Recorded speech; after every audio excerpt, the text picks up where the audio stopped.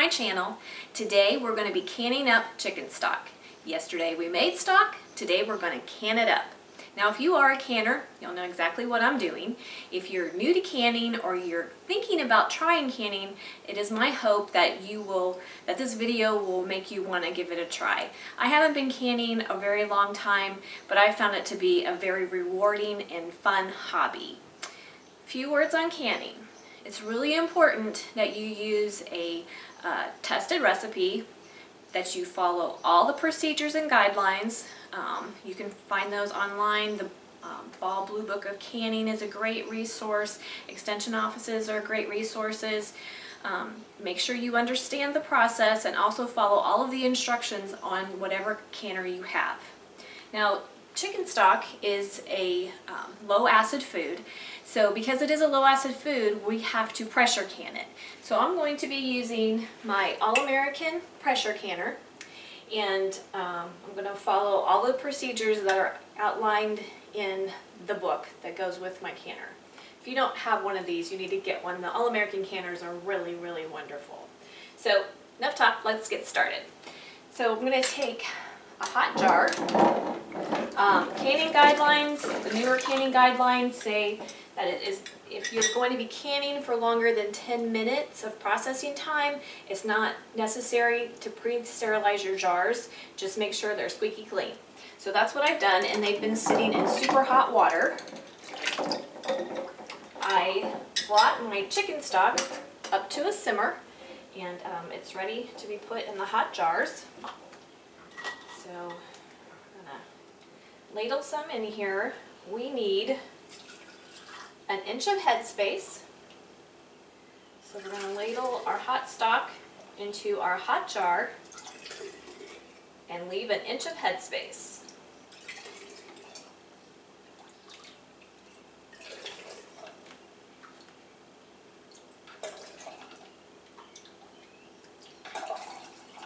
Kind of sloppy when I do this. Okay, there's an inch of headspace in that one.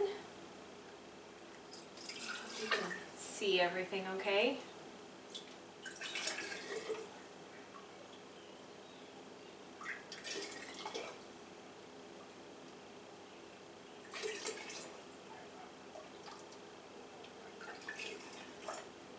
If you've never made your own chicken stock, be sure to take a look at my video on making your own homemade stock. So delicious, nutritious, so good for you, and tastes way better than anything you can buy in a grocery store.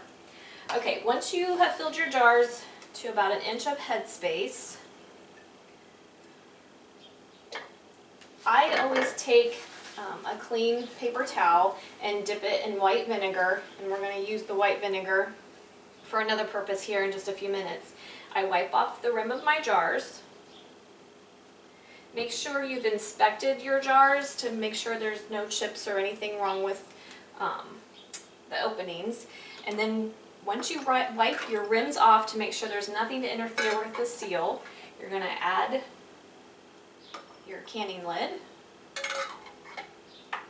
And then take a band and you're going to twist it on to fingertip tight. And then lift your hot jar into your hot water. Now I have the instructions on my canner say I need 2 to 3 inches of water in the bottom of my canner, so that's what I have. And I have it on medium heat, so it is hot. We don't want to shock our jars. And then we're going to move on. 2 more jars.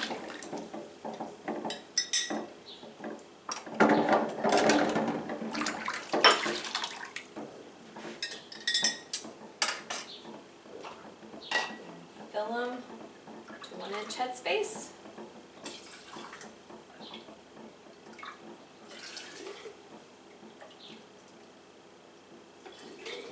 Since this is all liquid, there's no need to debubble. If we were putting food in our jars, you'd want to use your debubbler and debubble, but that's not necessary when it's all liquid.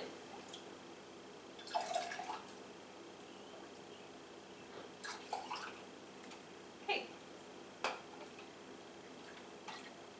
inch of headspace.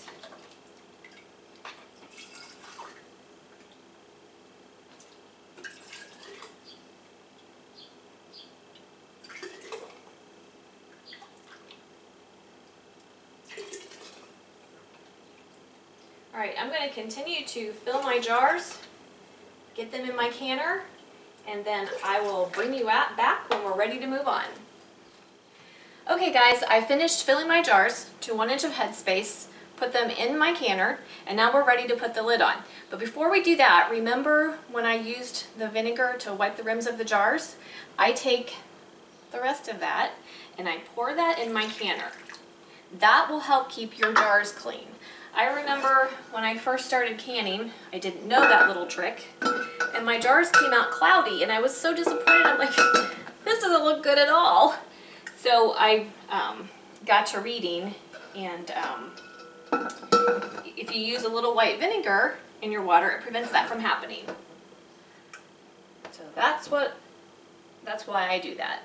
And it works really well. It keeps your jars nice and clear, because most people have hard water, and if you don't do that, it can leave deposits on your jar and it doesn't look very pretty.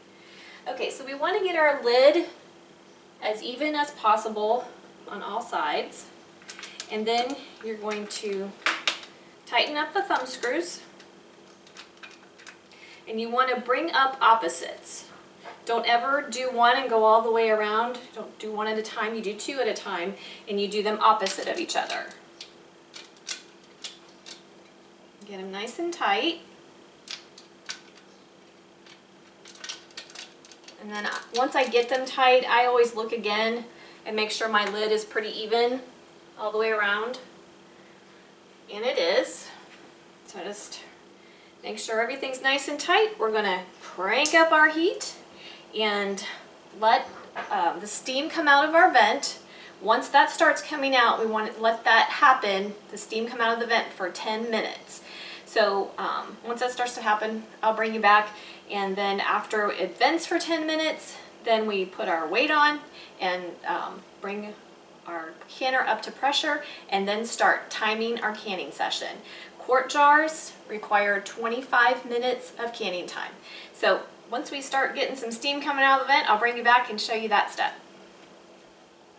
Okay guys, I wanted to bring you in close so I can show you what's happening here. See the vent? See the steam coming out?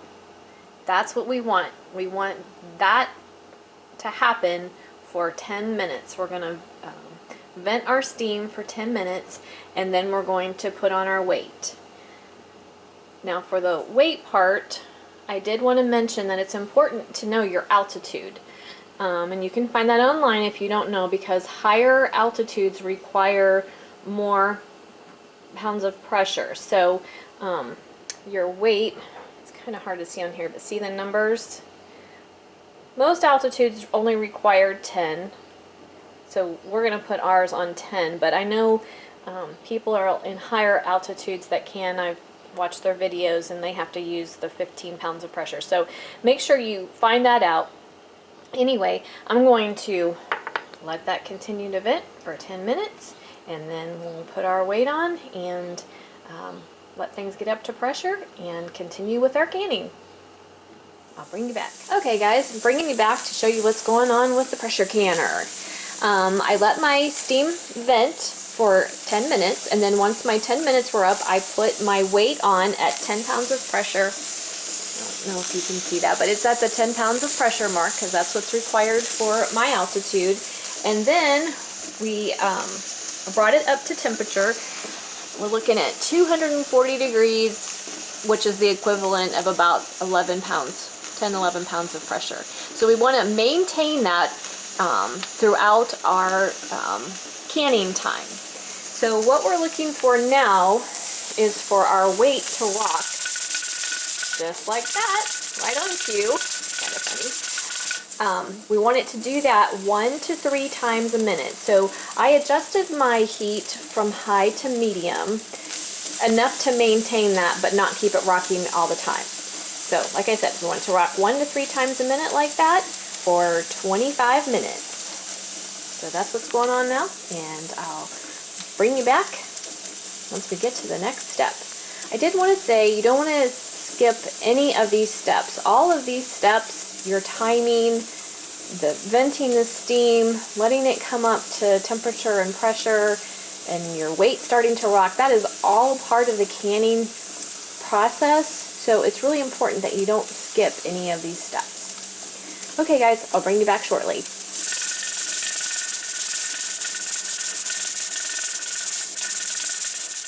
Okay guys, I processed my jars for 25 minutes and then I turned the heat off and I let my pressure gauge return to 0. So once you do that, then it's time to remove your weight. Take the pressure weight off and it's releasing the rest of the pressure in the canner. And the directions on for my All-American canner say once you remove the weight to wait 2 minutes and then you can remove the lid. So we're gonna wait 2 minutes and then I'll bring you back. Welcome back. Okay, I waited actually about 3 minutes. The instructions on my canner say there are other people, YouTubers who are canners, they say even 5 minutes. So at least wait to follow the manufacturer's instructions on your canner and give it at least that amount of time. So now it's time to remove our lid. So we're gonna unscrew, those are hot. We're gonna unscrew the wing nuts, maybe. I screwed it in a little too tight. There we go. And again, you're gonna do opposites at the same time. And then you're gonna turn the canner, if you have an All-American canner, turn your lid a little bit, and then you're gonna open it away from you so the steam doesn't burn you, because there will be more steam released and it's really hot. Hear that pinging? That means our jars are sealing, and that is what we want to hear.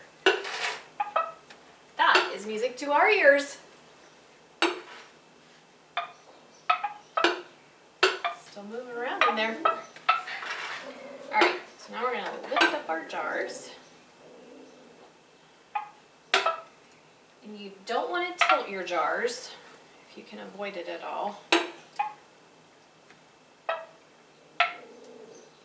So beautiful. So rewarding.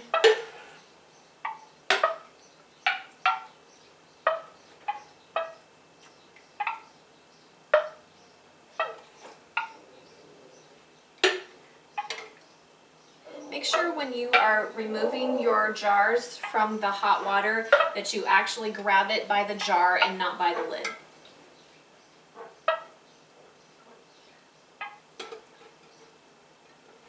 And there you go. 7 quarts of beautiful chicken stock to put on your shelf.